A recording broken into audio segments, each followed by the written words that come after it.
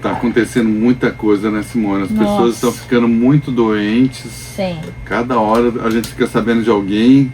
E a gente mesmo, daí a gente vê que a gente também beira. E como é importante a prevenção, que é o que o doutor sempre traz aqui no programa, né? Se prevenir na alimentação, nos cuidados, até numa prevenção, um tratamento mais naturalista, integrativo, funcional, que é o que o doutor traz lá no Instituto, né? E eu sou prova, que eu tô lá quase toda semana, né, doutor? Fazendo esse tratamento, e eu tava conversando aqui com vocês nos bastidores, como é importante chegar lá, esses dias que eu cheguei mal, gripe, tudo um pouco, né? Aí você toma aquela vitamina, parece que a gente renasce, dá um up, assim. Eu gostaria que as pessoas entendessem a importância de se cuidar antes de chegar a ficar aí numa fila para uma cirurgia, uma coisa muito mais grave, né? Então, e isso leva a gente a entender também por que o tratamento injetável faz tanto efeito, tanta diferença, né? Porque às vezes a pessoa fala, não, eu quero tomar um suplemento, tomar uma vitamina, isso ou aquilo, mas as pessoas não entendem que qualquer suplemento, para fazer efeito, ela tem que ser absorvida pelo estômago, intestino, daí ela vai ser metabolizada no fígado, né? E às vezes esse processo, cada suplemento tem uma absorção diferente. Então tem suplementos que a absorção é baixíssima, de 0,5%. Por exemplo, a curcumina, o açafrão. A absorção é muito baixa. Usando com piperina aumenta bastante, mas ainda assim passa para 2%, 5%. Hoje tem as formulações lipossomais, que são mais efetivas, mas são bem mais caras também. Então, quando a pessoa usa o suplemento injetável, então o efeito é muito superior. Então às vezes a pessoa está lá tomando suplemento faz tempo, e oral, e fala, doutor, eu já tomei suplemento, vitamina, não adianta, não resolve, porque a pessoa, hoje está todo mundo com o intestino inflamado, com disbiose, que é um desequilíbrio das bactérias, fungos, parasitas no intestino. Então a pessoa toma o suplemento, se alimenta corretamente, mas às vezes mesmo assim ela não está absorvendo, porque os alimentos, os suplementos, eles podem fermentar e as bactérias, os parasitas, fungos transformam, metabolizam esses suplementos antes de serem absorvidos. E outra coisa, quando a gente está com o intestino inflamado, então as células do intestino deveriam ser assim, elas estão assim, em frangalhos, e daí não absorve. Acaba entrando às vezes como um fator mais inflamatório ainda. E outra coisa, que tem muitos suplementos, compra pronto, são feitos para não funcionar. Por exemplo, a vitamina B6, a piridoxina, a vitamina B6 na forma de piridoxina, ela impede a verdadeira B6 de funcionar. Olha só. Ela é um antagonista, a gente chama na medicina assim, quando ela diminui o efeito da verdadeira vitamina, ou de outras coisas, ela é um antagonista, ela impede. Então, por isso que usar a B6, piridoxina, em altas doses, causa até neuropatia, ela bloqueia o funcionamento dos nervos. Então, às vezes a pessoa fala, estou tomando a B12, aí a gente vai ver a cianocobalamina. Estou tomando a B6, é piridoxina. A cianocobalamina vira cianeto. Né? E aí a B9, estou tomando ácido fólico. Só que o ácido fólico, ele não é ativo, ele precisa ser transformado em metilfolato, dihidrotetrafolato, tetraidrofolato. Só que para isso tem uma série de reações que precisam ocorrer, e tem até 70% das pessoas tem uma mutação genética, a gente chama de polimorfismo, MTHFR, metiltetraidrofolato redutase. Nossa, que nome esquisito! Mas é uma enzima que transforma o ácido fólico até a forma da vitamina B9 na forma ativa. E 70% das pessoas pode ter alteração dessa enzima. Da pessoa toma o ácido fólico, em vez de o ácido fólico fazer o efeito da B9, ele acaba tendo um efeito antagonista, ele bloqueia. Então por isso que tem que tomar a forma certa, com o médico certo, na proporção certa, que às vezes a B12 está boa, mas a B9 está lá embaixo. Ou então, ao contrário, a pessoa toma errado. Então ela toma e não absorve. Porque a B12, por exemplo, ela ser absorvida, o estômago precisa produzir o fator intrínseco. Aí o fator intrínseco ele vai grudar na B12 e o intestino vai absorver depois. Só que quem tem gastrite não produz fator intrínseco às vezes. Aí quem que não tem gastrite? A maioria. Todo mundo que vai fazer endoscopia dá gastrite, pelo menos gastrite. Quem tem a gastrite ali, daí não produz esse fator intrínseco, não absorve a B12. E a pessoa fala, mas eu como carne, então por que está baixo? Eu tomo a B12, está baixo do mesmo jeito. E outra coisa, que tem pessoas que têm tido a B12 alta, mesmo sem tomar a vitamina B12, e essa semana saiu nas mídias, em grandes jornais, falando assim, a B12 alta é um fator de risco para câncer. Então as pessoas, então eu não vou tomar B12. Só que daí tem que ler a reportagem e o estudo científico, porque eles têm encontrado que às vezes a pessoa não está tomando a B12 e a hora que faz o exame dá ela super alta. Por quê? Porque o metabolismo está com problema. A pessoa não está absorvendo a B12 e daí ela fica alta no sangue. Isso mostra que tem um distúrbio do metabolismo e isso favorece ter câncer. Então eles têm visto que muitas pessoas que têm a B12 alta sem tomar suplemento é um fator de risco. Então a pessoa que encontrar isso, deixa eu medir a B12, deu alta, muito alta, tá tudo bem. Não, se a pessoa não está tomando a B12 e der alta, então é um fator de risco para câncer. Alguma coisa está bloqueando a transcobalamina, uma proteína que ela pega a B12 e leva para dentro das células. O que está bloqueando? Tem uma série de coisas que pode bloquear. Inflamação, estresse oxidativo, toxinas, que ela muda a conformação das proteínas. Então isso leva a gente a entender sobre o tema de hoje. Eu escolhi falar sobre saúde cerebral, emocional e espiritual, porque a gente está vivendo um paradoxo, porque a humanidade nunca foi tão rica, tão desenvolvida, tantas escolas, hospitais, médicos, medicina e farmácia em toda esquina, principalmente no Brasil. Aqui em Foz do Iguaçu mesmo, cada esquina inaugura uma hoje, daqui a uma semana para passar lá que na outra esquina tem outra. Os melhores pontos comerciais agora tá virando farmácia. Pois é. Então, será que isso gera saúde? Não, isso é porque a gente vai lá, tem fila de pessoas, sempre tem fila com pessoas com receita na mão.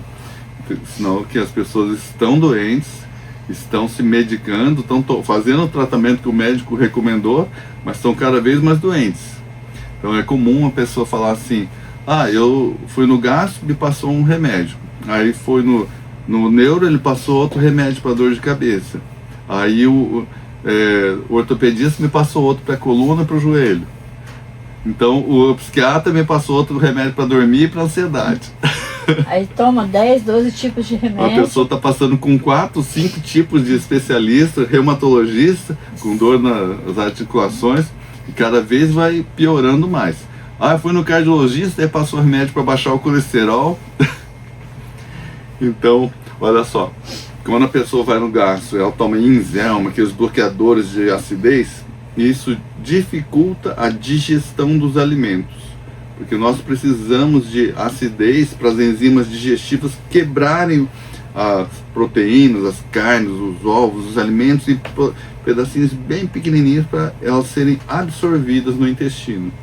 Quando não tem acidez, as enzimas proteolíticas, as enzimas no duodeno que fazem a digestão, elas não conseguem fazer efeito. Então, se a pessoa tem gastrite e está tomando esses remédios para bloquear a acidez, ela está aliviando, mas ela provavelmente vai ficar tomando isso a vida inteira, porque não cura. Alivia, mas tem que estar sempre tomando. Daí daqui a pouco ela vai começar a ter dor de cabeça, ansiedade, depressão, porque o cérebro, nós precisamos de uma série de cofatores. Cofatores são sais minerais, zinco, magnésio, selênio, vitaminas B6, B9, B12, B1. Tem que ter várias vitaminas, tem que ter aminoácidos, triptofano, tirosina, para produzir a dopamina, serotonina, melatonina. Se a gente não digere os alimentos, a gente não absorve esses nutrientes e a gente não consegue produzir. Ou então, a gente pode até tomar esses suplementos, mas se a pessoa está inflamada, daí o metabolismo ele muda. O nosso corpo fala assim, nós estamos inflamados, estamos em ritmo de guerra. Aí o corpo, em vez de produzir a serotonina que dá paz, ele fala assim, ó, tem que produzir ácido quinolínico, que a pessoa tem que estar em alerta, porque a inflamação mostra que você está num estado de alerta. E aí a pessoa começa a ter ansiedade, porque o cérebro fica assim, tá? Pode acontecer qualquer coisa, a qualquer momento. E as pessoas estão vivendo assim. No mundo moderno, são muitos desafios, né? Todo mês conta para pagar, cada hora tem mais imposto. Aí a solução, o pessoal pensa, então vamos para o Paraguai. Mas o Paraguai também não é fácil. Então a pessoa fica estressada, que o preço está subindo, o dinheiro continua o mesmo, só que o preço está subindo, o dinheiro parece que está ficando cada vez mais curto, as pessoas estão sem dinheiro, preocupadas, né? E a gente não está vendo muita luz no fim do túnel, soluções, mas então a pessoa tem que buscar a solução dentro dela. Ela tem que ficar em paz, porque senão, se a pessoa fica só olhando os problemas, o problema vai crescendo, vai aumentando e ela vai tendo a sensação de que não tem solução. E isso, o cérebro começa a entrar em pânico, começa a gritar, e isso significa inflamação. Então a inflamação pode vir do intestino, dos alimentos ultraprocessados, do glúten, da caseína, do leite, dos açúcares. Pode vir também processos odontológicos, dentais, periodontite, inflamação, osteonecrose, alguma coisa que está inflamando no dente de uma maneira silenciosa, e isso gera inflamação. E o cérebro, quando essas citocinas inflamatórias vêm pelo sangue, o cérebro não identifica, isso aí é o dente, ou então é o intestino. Ele entende que é alguma coisa que está dando um sinal para ele que está em alerta. E o cérebro, quando está inflamado, a inflamação ativa esses mecanismos, ativa o sistema límbico, o cérebro emocional, hipotálamo, hipocampo, a amígdala cerebral, que é o órgão que dispara sinais de alarme, de alerta.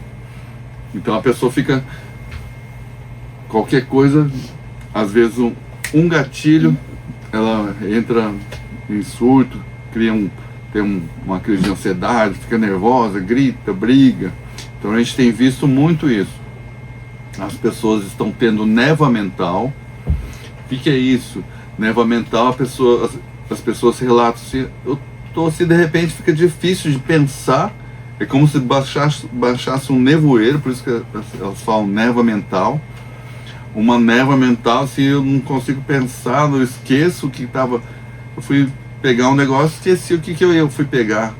Eu estava dirigindo, esqueci para onde que eu estava indo, não sei nem onde que eu estava. E é o lugar onde eu passo todos os dias para ir trabalhar ou voltar para casa. Então dá um branco, um pane cerebral, porque o cérebro ele dá um curto-circuito.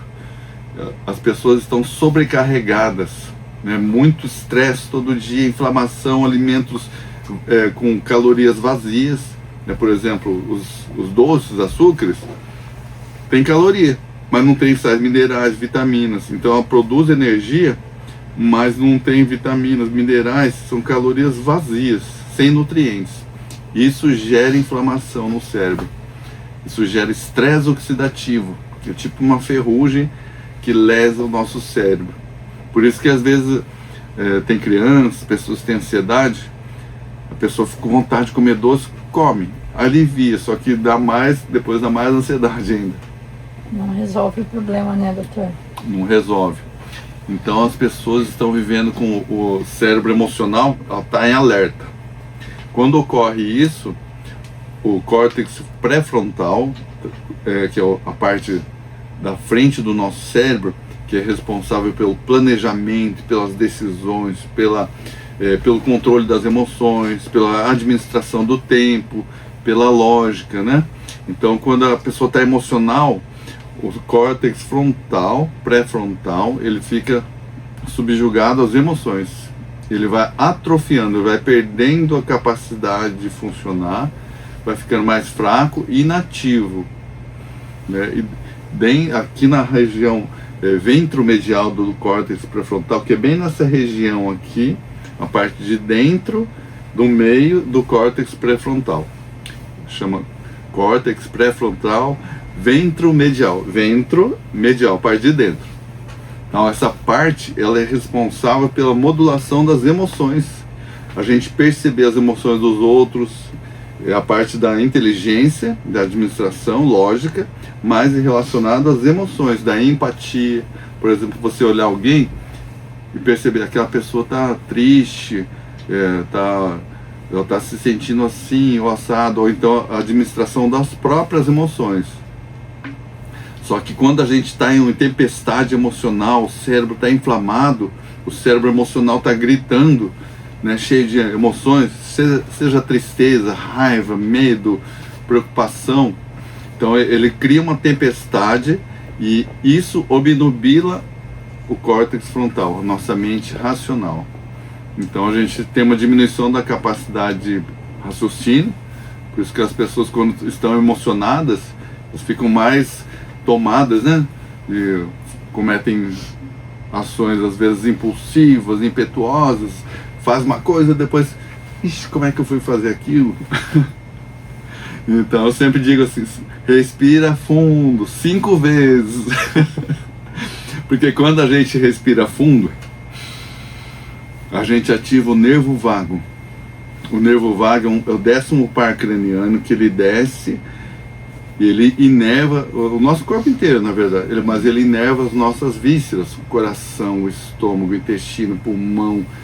Então quando a gente respira fundo com o abdômen, assim, eu ensino aos pacientes assim, ó, respira fundo, põe uma mão no tórax e uma mão aqui no estômago. Você tem que movimentar a mão do estômago. Se você respirar com essa daqui, ó, movimentar essa aqui, a de cima, sem movimentar de baixo, isso você está tendo uma respiração torácica. Essa aqui, ela gera ansiedade. Então é comum na medicina, a gente chama de síndrome de hiperventilação. A pessoa chega no pronto-socorro, ai, que falta de ar, o que está acontecendo? Eu estou com falta de ar. A pessoa está tendo uma crise de ansiedade, de pânico às vezes, e está assim respirando com o tórax. Então a gente fala, respira fundo, devagar, com a parte do abdômen. Na hora, a gente faz um monitoramento cardíaco. Quando a pessoa começa respirar com o abdômen, ativa o nervo vago, o coração começa a bater devagar, mais calmo, mais compassado, e aquele semblante de desespero, aquela emoção intensa, né, fora do controle, a pessoa vai desarregalando o olho, vai ficando calma e vai voltando ao normal, e o coração vai voltando a bater normal. A pressão tá lá alta, 18/10, vai baixando 16/10, 14/9, vai ficando mais calma. Então a gente precisa aprender a fazer isso no nosso dia a dia. E hoje existem tratamentos que a gente utiliza a estimulação do nervo vago. Então a gente usa aparelhos que emitem estímulos para o nervo vago ir acalmando. O estímulo pode ser aqui, ou pode ser esse da respiração. Tem várias formas de a gente acalmar o cérebro. Quando a gente acalma essas emoções, o cérebro, pelo nervo vago, a gente vai desinflamando. Quando a gente está emocionado, a gente produz adrenalina, cortisol. O cortisol e a adrenalina lesam o nosso cérebro. Então o cortisol do estresse, da raiva, da luta, né? Então isso faz com que a gente vá perdendo a memória com o tempo. E as pessoas estão reclamando muito, doutor, a memória tá ruim, tá caindo cabelo, a unha tá fraca, tudo, unha fraca, sinal de sais minerais, vitaminas fracas, falta de silício que não está absorvendo, cabelo caindo também, está desnutrido. Agora nós estamos vivendo a era das canetinhas. Sim. Aí às vezes a pessoa vai fazer o tratamento no salão de beleza. Vai lá, aplica a canetinha, sem orientação nenhuma. Complicado, né? Então as canetinhas são poderosas, medicamentos muito poderosos e úteis e bons. Só que tem que saber fazer, não pode fazer a torta direita, sem acompanhamento, sem saber como fazer. Porque a gente tem visto relatos, a pessoa fez o tratamento com a canetinha, perdeu o colágeno, se transformou, né? Aí o barato sai caro. Economizar. É o barato que sai caro. Então a pessoa vai lá, emagrece, aí perde a massa muscular, perde o cabelo, perde a visão. Tem muitos relatos de casos que perderam a visão. Também. Casos publicados em artigos científicos.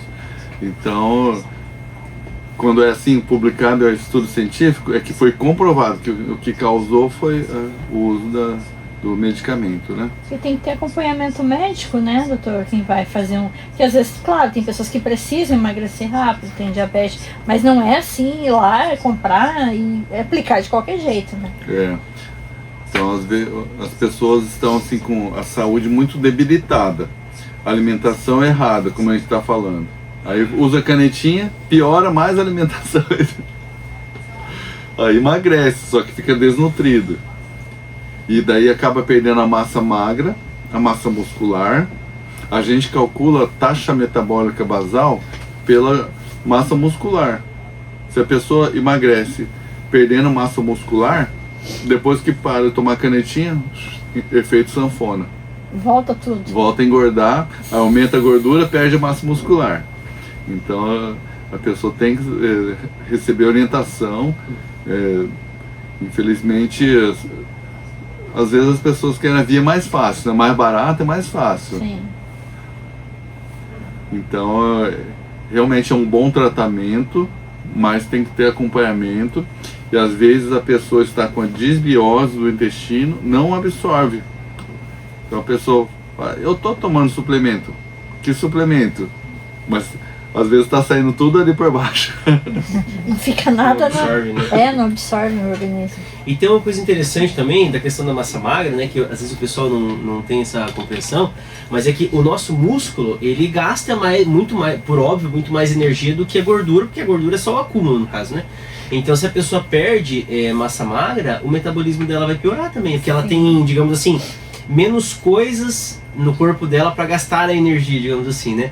Já se ela faz o acompanhamento correto e ela continua treinando, se alimenta bem e conserva ou até aumenta a massa magra, quando ela parar de usar a caneta, ela vai ter os músculos, ela vai ter um organismo que continua precisando da energia que vai começar a entrar. Então ele vai utilizando aquilo, né? Uhum. E hoje as pessoas estão tendo muitos problemas emocionais, isso acaba causando insônia muitas vezes. Aí vai no psiquiatra, e um dos remédios que tem sido prescrito, antes era os faixa preta, Rivotril, Clonazepam, agora está na onda do quetiapina, que é um antipsicótico. Então o antipsicótico você toma e dorme mesmo, porque é um sedativo forte para louco. Psicose é loucura, né? Quando a pessoa perdeu a ligação com a realidade. Então o antipsicótico toma e realmente vai dormir.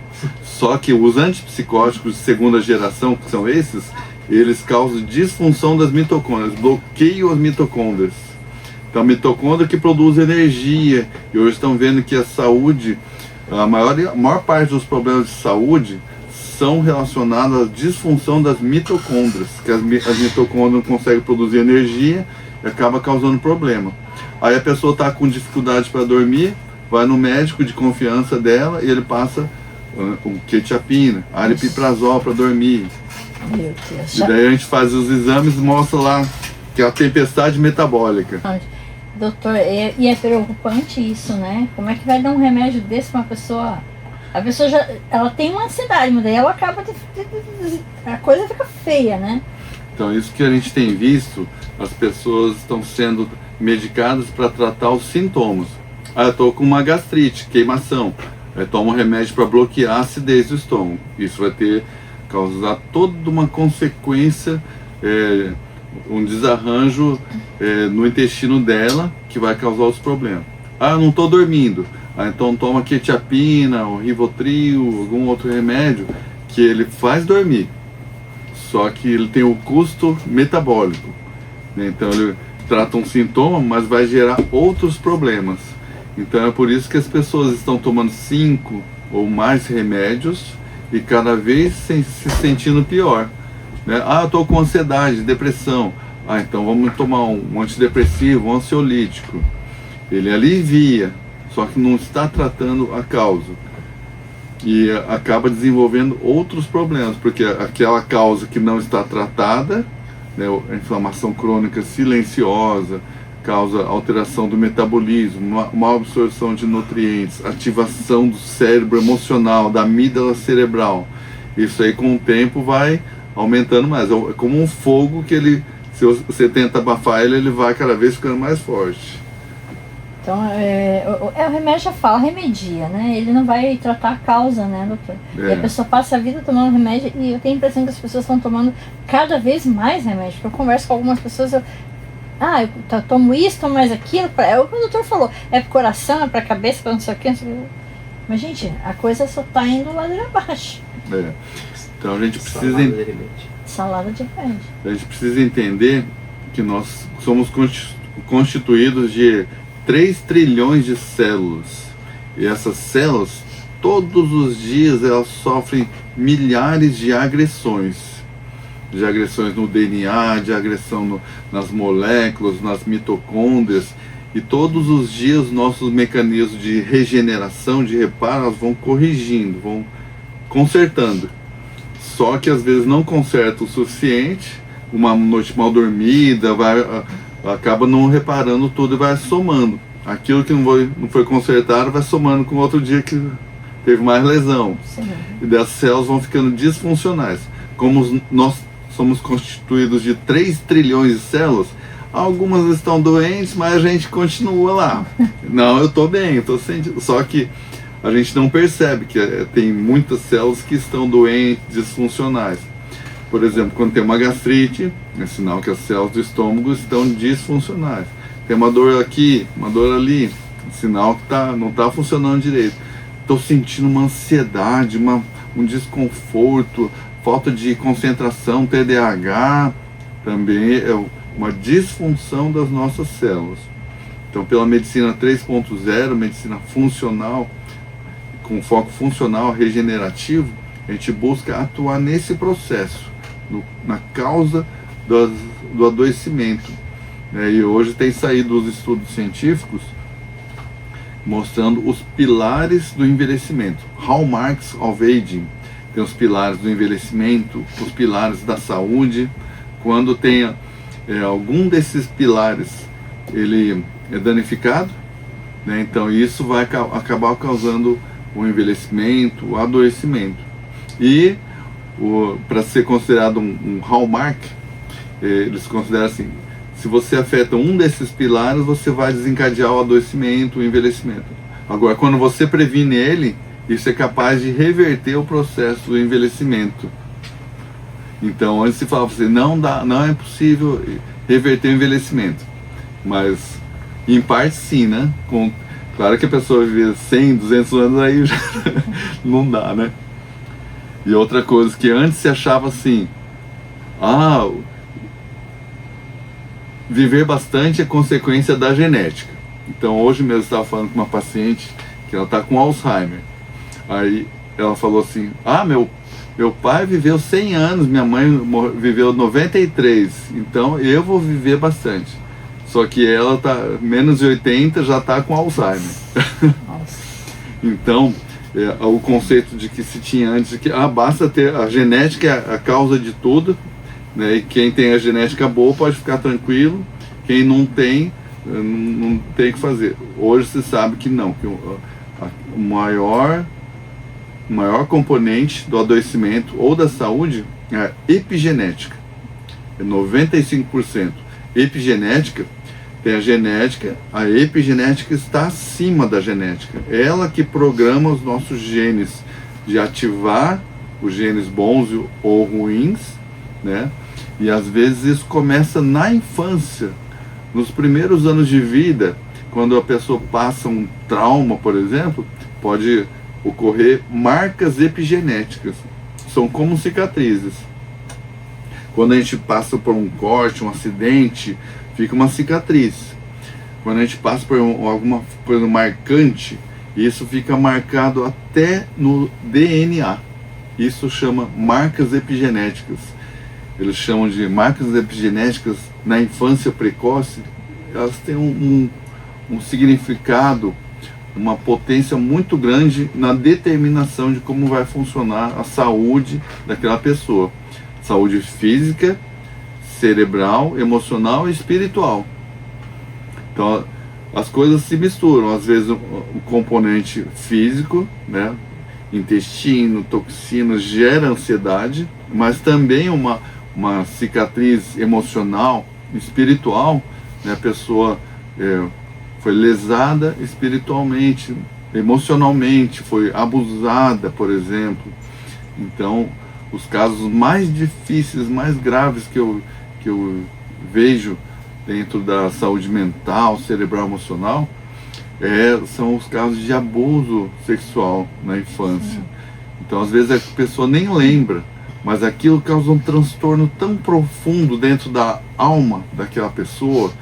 Ela se sente sem valor, né? Ela se desvaloriza, né? Então ela acha que aquilo é banal. A parte mais íntima da vida, do corpo dela, ela banaliza. Então a gente vê que ocorre uma distorção profunda. E isso tudo, a gente precisa falar sobre isso, a pessoa precisa se comunicar, se abrir, que muitas vezes a pessoa... É muito comum a gente perguntar, você já conversou sobre isso com alguém? Não. Você é a primeira pessoa com quem eu estou falando, nunca ninguém soube. Porque às vezes a pessoa, quando é criança, tentou falar com alguém, mas ficou com medo. Se eu falar para o meu pai, para minha mãe o que aconteceu, vão bater em mim, vão brigar comigo, que eu que fui a culpada. Então existe muito tabu e é extremamente comum esses casos, esses processos emocionais profundos. Então tem os casos mais leves, né? Sim. Mas mesmo na criança, às vezes entra profundamente. A mãe fala, você não presta para nada, você faz tudo errado. Aquilo entra dentro do inconsciente, a pessoa pensa, eu não sirvo para nada, eu não sou nada, faço tudo errado. E aquilo entra como uma crença. Dentro do arcabouço mental da pessoa, as crenças, elas originam os pensamentos. Então a pessoa nem lembra, nem sabe que ela ouviu aquilo, mas ela pensa, eu não sirvo para nada, não tenho valor. Então nós precisamos sempre, a gente cultivar pensamentos positivos sobre si mesmo, sobre a vida, sobre a função de a gente estar no mundo, né? E questionar as nossas próprias crenças, nossas próprias emoções, porque quando a gente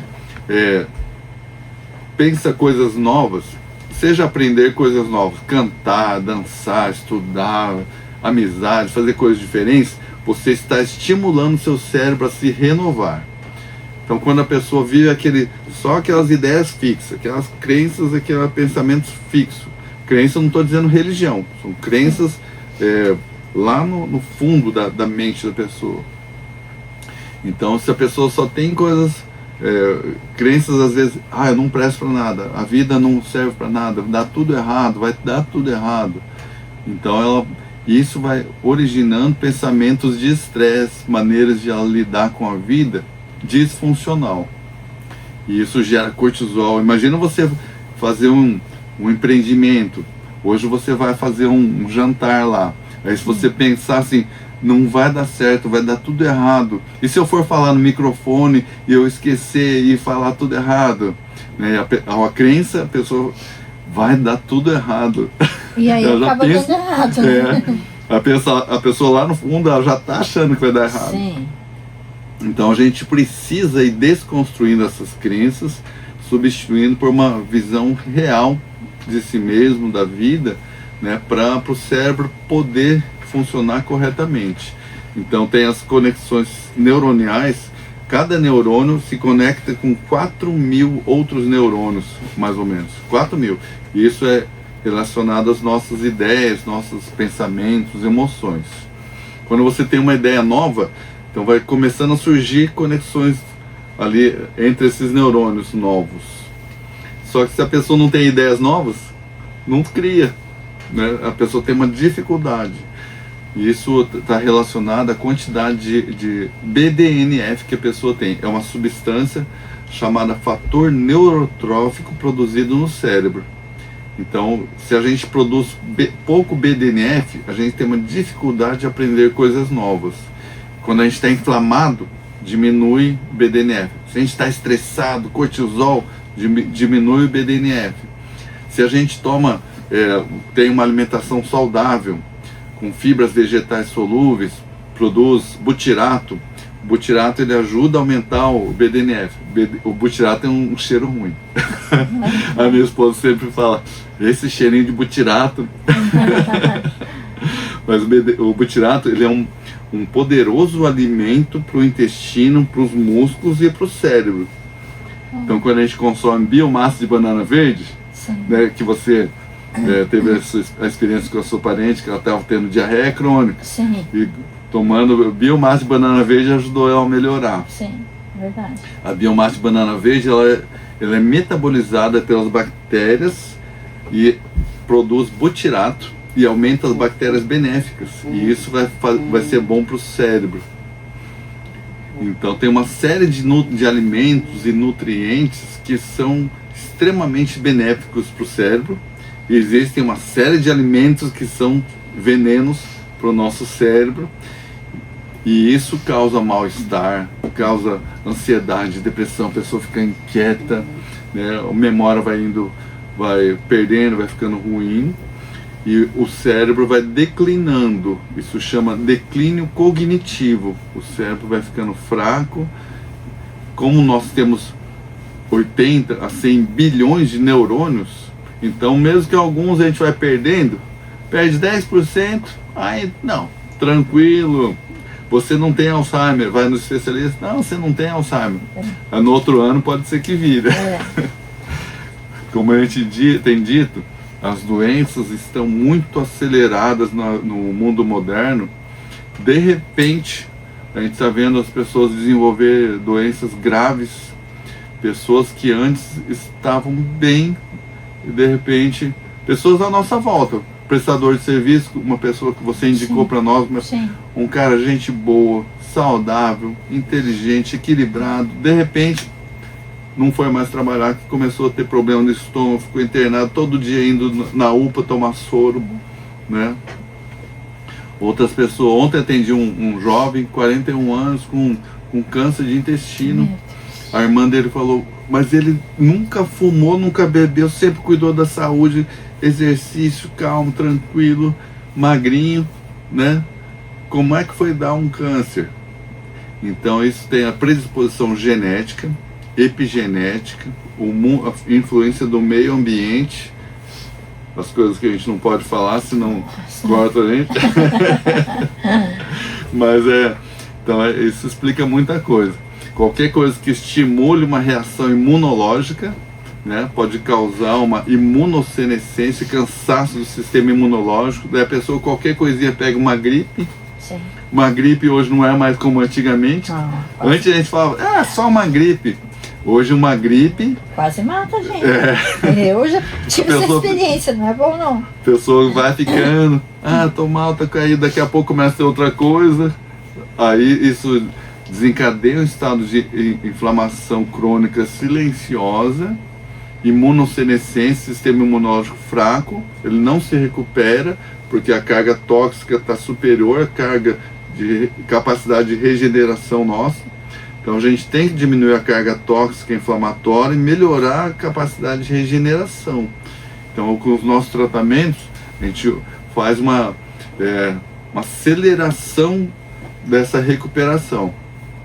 Porque o que a gente tem visto, as pessoas falam assim, eu quero tomar um suplementinho, tomar uma vitamina B12, isso, aquilo, mas isso muitas vezes não absorve, o intestino está inflamado, não absorve, o fígado está doente, então acaba tendo, não dá resultado.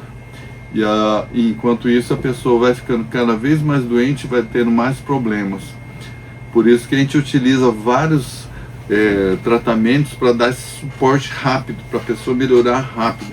E a gente percebe, né? Quando a gente não está bem, aí vai lá, toma os injetáveis. A gente fala, nossa, ressuscita. A minha mulher outro dia, ela estava assim, todo dia ela estava falando, amor, tô estressado. Eu acho que tô na TPM, tô estressado. Aí um dia, aí nós fomos no dentista, né? Eu fui no dentista, ela foi lá, toma um soro pra você se fortalecer. Ela, nossa, mas eu tô me sentindo calma, eu tô estranha.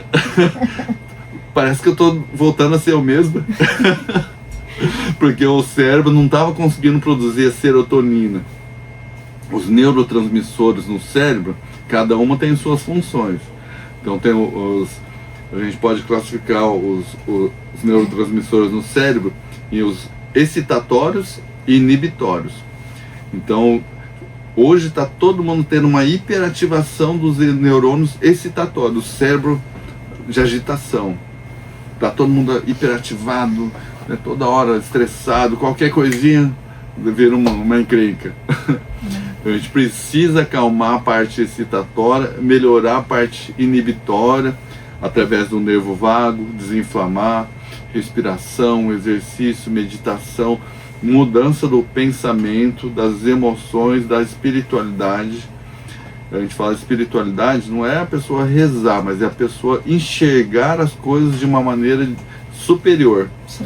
É a pessoa que tem uma espiritualidade mais baixa, por exemplo, só pensa no egoísmo, Sim. no egocentrismo, e o meu bolso, né? Me ofendeu. Então a pessoa que tem uma espiritualidade mais elevada, ela pensa, me ofendeu, mas o outro tá doente. Né? Então ela vê que as coisas estão mal, mas ele está bem, consegue enxergar além daquela névoa de pensamentos, de problemas que estão ali agora. Então é importante a gente se manter bem, pelo menos aqui, para a gente conseguir que o nosso corpo sobreviva com qualidade esse tempo difícil que nós vivemos agora no século XXI.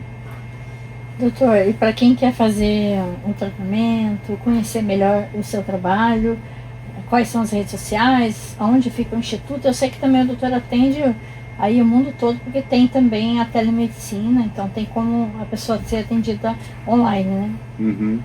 Então, a gente faz o atendimento, a gente avalia o problema de saúde, a saúde geral da pessoa, né? Não é só uma coisinha.